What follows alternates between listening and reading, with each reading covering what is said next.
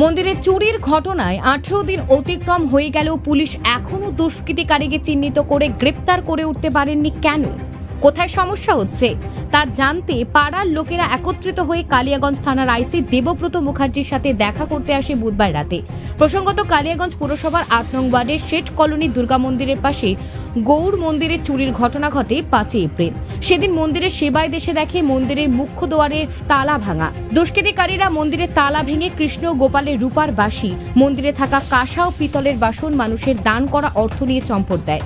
মন্দির কমিটির পক্ষ থেকে কালিয়াগঞ্জ থানায় লিখিত অভিযোগ দায়ের করা হলেও 18 দিন অতিক্রম হয়ে গেলেও পুলিশ এখনো দুষ্কৃতিকারীদের চিহ্নিত করে উঠতে, গ্রেপ্তার করে উঠতে পারেনি।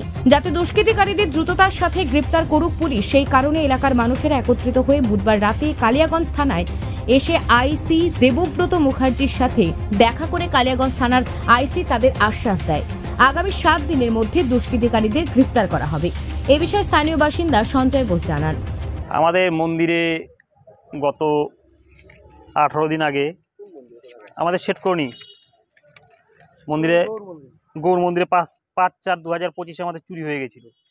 মন্দিরের সব বাসনপত্র থেকে শুরু করে ক্যাশ বাক্সের পয়সা যা ছিল সম্পূর্ণ চুরি হয়ে গেছিল। তো আমরা প্রায় 18 দিন আগে আমরা এখানে এফআইআর করেছিলাম, এখনো পর্যন্ত হয়নি। সেই জন্য আমরা জানার জন্য এসেছিলাম যে এখনো পর্যন্ত কি খবর আছে না আছে। তো আজকে আমাদেরকে জানা আইসি সাহেবের সঙ্গে দেখা করলাম সবাই মিলে। তো বললাম আমাদেরকে আর 7 দিন সময় দেওয়া হোক, 7 দিনের মধ্যে আমরা ব্যবস্থা করছি কিছু একটা।